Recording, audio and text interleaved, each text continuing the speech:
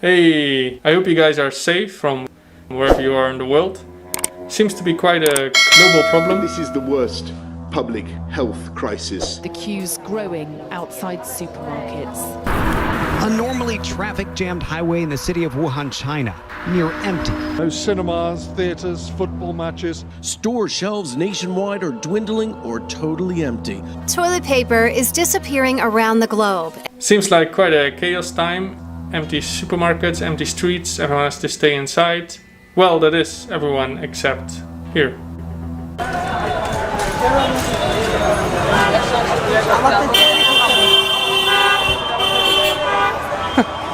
It looks like no one gives a fuck.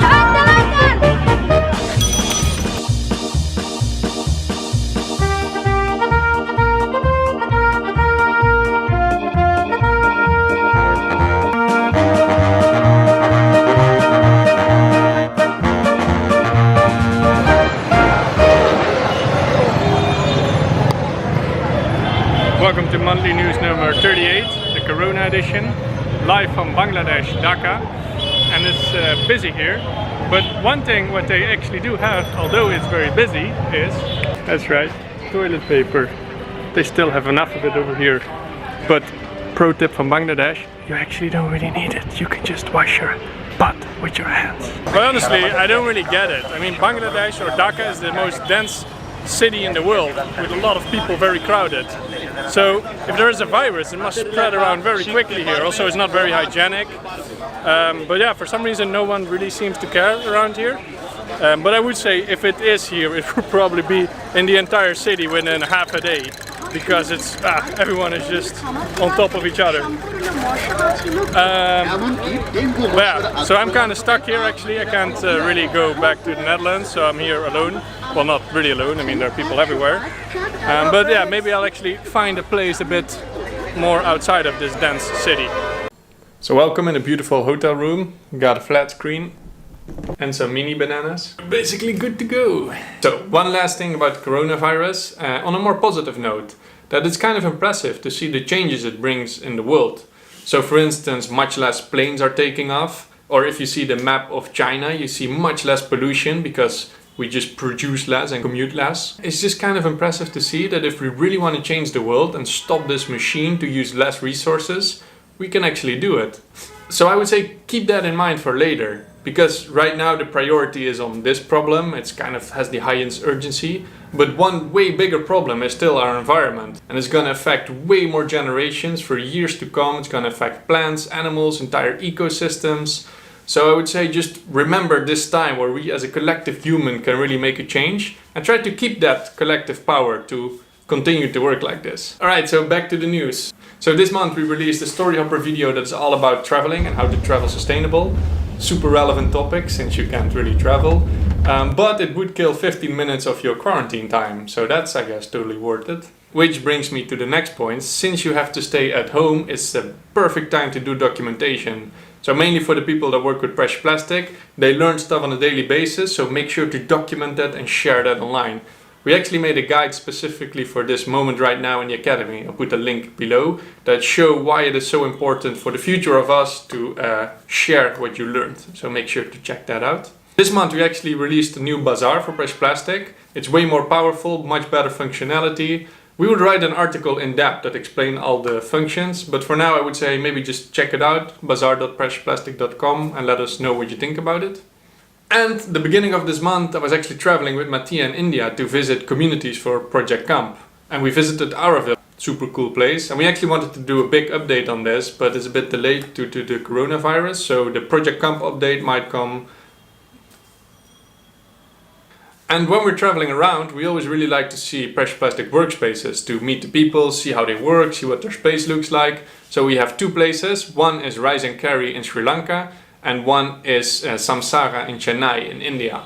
So they have their workspace in the middle of the center, right here in this big building. So let me show you what that looks like.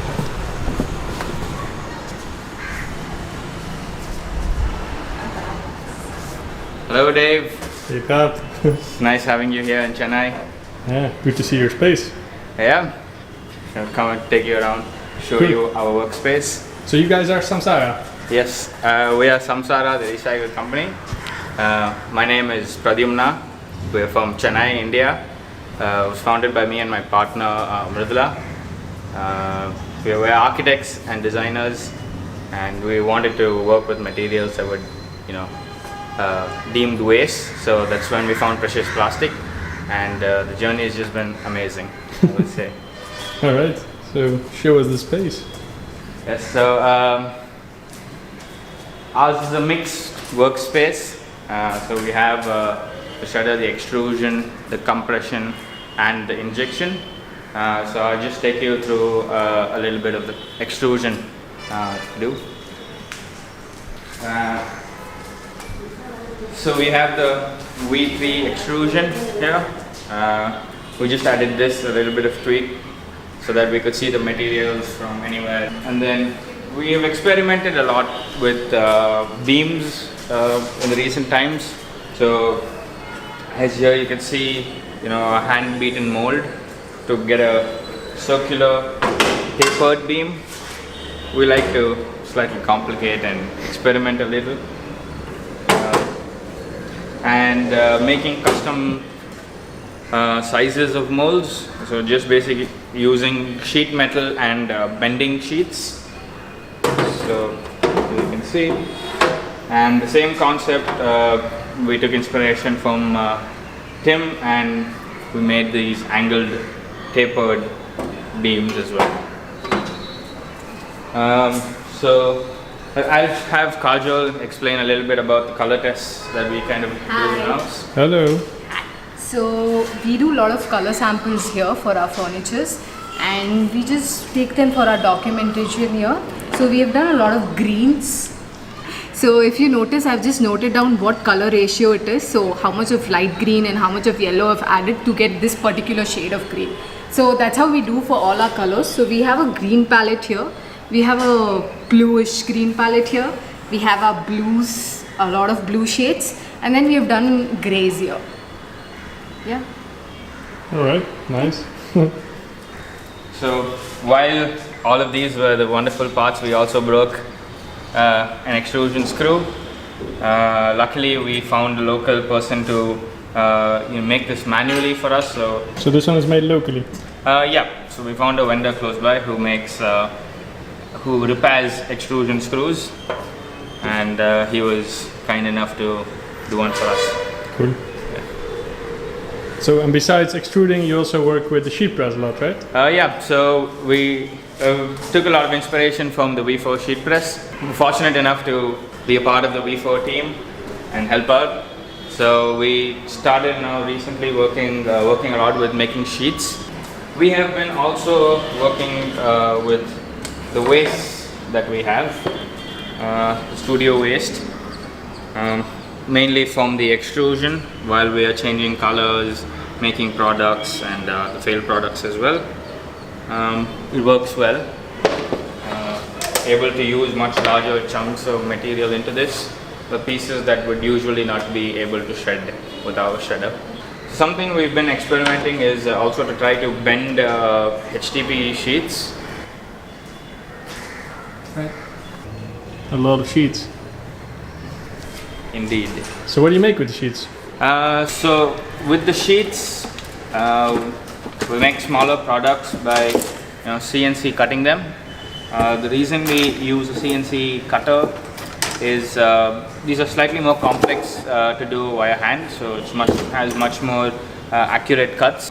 So we give this back to our material supplier, and he shreds this out and gives it to us as raw material again that goes back into making sheets.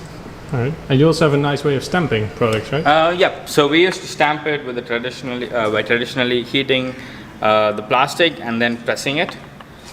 But this took almost 30 seconds to melt the plastic and then stamp it, so it was quite time consuming for a lot of products.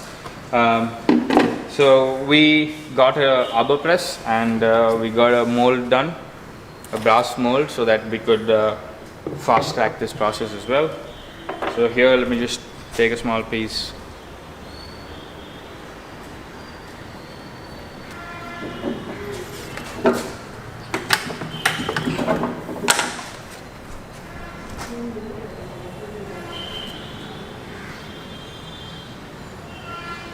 So we get a nice crisp stamp, and it's 5 seconds per stamp. Made life a lot easier. No burn marks, mainly. Yeah. So this is our Nicobar lounge chair that you see. And so originally we were doing a lot of extrusion free flowing products. Quite difficult, and tested our patience quite a bit. And then we made some compression products. Right now we're just focusing on beams and sheets. So we make beams and make some furniture, legs for the furniture, and sheets for the top, and as you can see, some prototypes here. We also make smaller products like this tray, some coasters, all that are CNC cut. A lot. Yeah, we have all stored them up for the bazaar. You can find us on the bazaar. Looking forward to be able to recycle a lot more plastic. So everyone that buys a coaster supports you to continue your work, right? Definitely Just does. making sure people get that. So this is the moment you're talking to the YouTube community out there. Do you have anything to mention to the Precious Plastic community? Yeah, I would say it's been lovely being part of this community, learning together, exploring possibilities with designing of these products, and just learning a lot when it comes to this. Thank you, and looking forward to seeing a lot of great stuff out there, and let's keep making. All right, cool, thanks. Thank you. Thank you. Hey, today I'm in beautiful Sri Lanka. I came here to visit Rice and Carry, these guys over here. And they've been working with precious plastic for the past 4 or 5 years. Now I came down to say hi, and I'm gonna ask him a few questions to learn more about the project. So here we are with Henry, the founder of Rice and Carry and Wasteless Bay, and Sufi, the manager of Wasteless Bay. So let me start with you, Henry, and maybe give us a quick overview of what you guys are doing here. So what we do here is we have identified what the biggest problem is for waste management in this area, and that is plastic bottled water. There's probably like 5,000 tourists in this place in full occupancy. It's a tropical area. You have to drink water. All the travel guides have for decades told tourists in Sri Lanka only drink bottled water. That is the only safe water. So what we do here is we provide the alternative, which is a water refill station. We process the plastic bottles, we bale them and compact them for transport to a professional recycling facility. And we have the precious plastic machinery. So we use the bottle caps, shred them in the precious plastic shredder, and then make nice products for the tourists here to realize that they are part of the problem, but they can also be the solution to the problem or help mitigating the problem. Okay. And Sophie, maybe you want to talk us a little bit about the operations here. What kind of machines do you have, and what do you do? Yeah, we collecting all the PET from the PET caps, bottle caps and lids. We are making a product with like a wax comb, and then we are making buckles, and we are making key rings, and this stuff we are making here, key tags and everything. We are making a producting here with the 3 injection molding machine. Okay. And we have a molding, like a 3 type of molding we have it, and also we have a special type of molding, it's called razor handles, so we are making with that. That is very interesting things.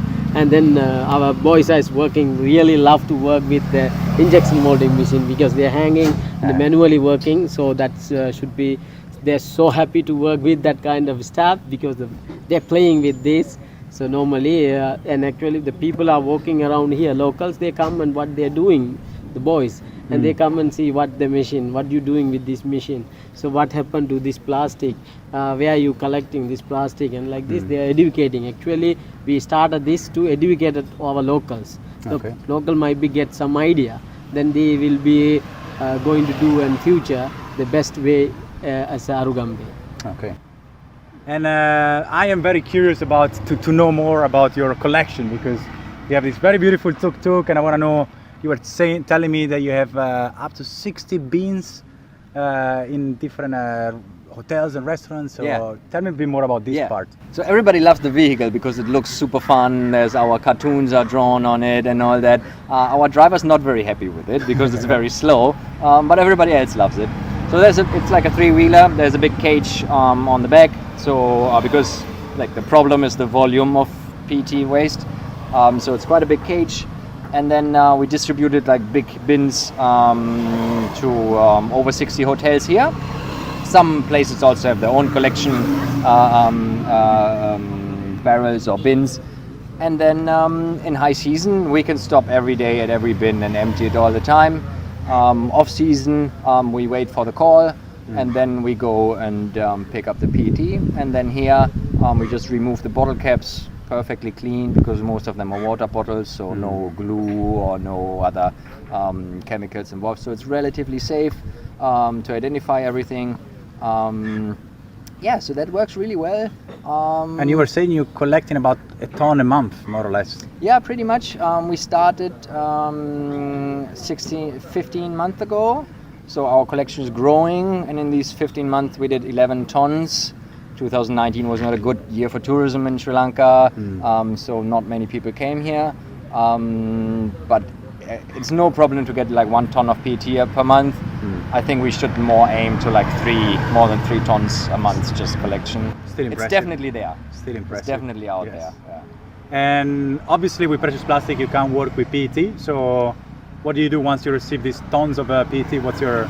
Yeah, so the bottle caps we remove and we use in the precious plastic machines. The PET we send to state-of-the-art big recycling factory outside of Colombo. After baling it? After compacting it, because transport is a cost factor, so it needs to be as small as possible. So we send it to that factory, and that is one of 2 factories in the world, as far as I know, that can turn shredded PET bottles into polyester yarn. Okay. And maybe, Zofia, do you want to maybe tell me a bit about the team involved into here in Westlake Space, but also in Rise and Carry? How many people are involved? We are involving 3 people here. Actually, Full-time? Full-time working. Okay. And then 28 people are the women are working with the Rise and Carry.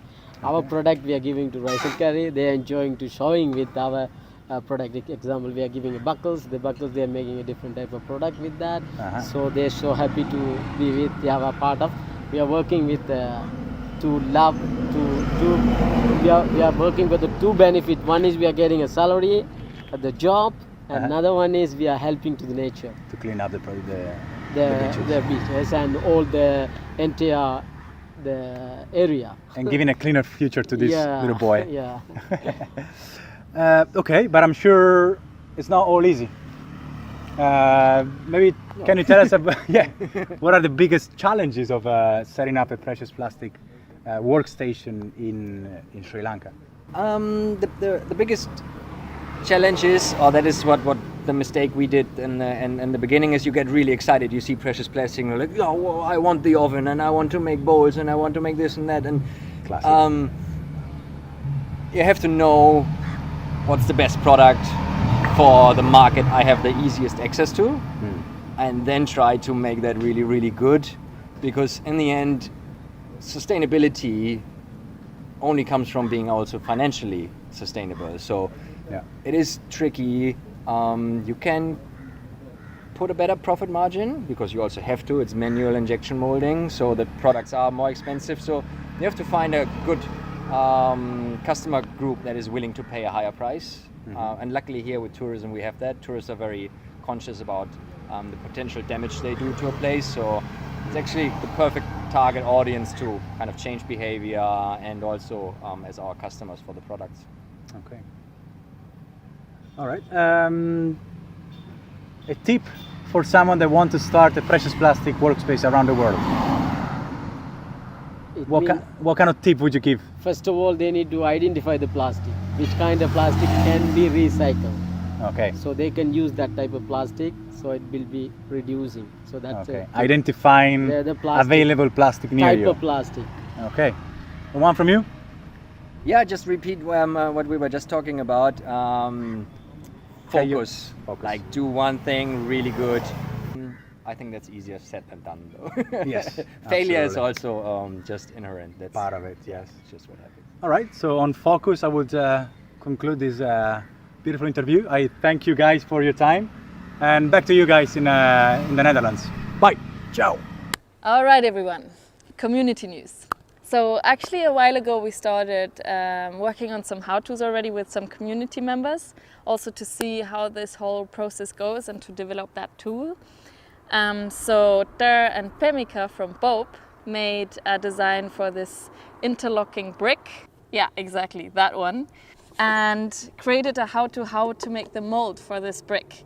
And it's an injection mold for this brick, which can be interlocked, and so you can build some constructions or installations, or use it as a flower pot or something like that. So that's cool. And Andre from El Tornillo shared his techniques on making injection molds for broom hangers and these wall pegs, so you can hang things on the wall. And as he has a lot of experience in making injection molds, he also put together some tips and procedures from his experience on making injection molds. So there is a lot to learn from, and the cool thing is, even if you don't want to replicate exactly those products, you can use the how-tos also just to learn from those techniques and use them as a base to get more ideas for other products and techniques. Then it's also super exciting to see that more people are building the V4 machines, so the Shredder Pro, Extrusion Pro and Sheet Press. And there's actually the first finished shredder in China. He also uses it for meat, so but at least it seems to work, so that's cool. So there's one new tool in the Academy which we didn't really announce yet, which is the logo creator. And we made that one to make it more easy for the community to make their own precious plastic logo. Actually, people found it, and lots more precious plastic logos have been coming up. So it's really nice to see that people actually like to use it and that it's in use. And to end with, this month we made our first ever global impact survey to find out some more numbers of our community, which was quite an exciting thing for us because we always wanted to know more about what our impact might be as a community. Thank you for everyone who took part, and once it's done we will share the report to share what we found out. Yeah, take care, wash your hands. Okay, I guess it's time to stop. Take care and be thankful for the little things in life, like sun in the Netherlands. That's quite special. So thank you. Thank you.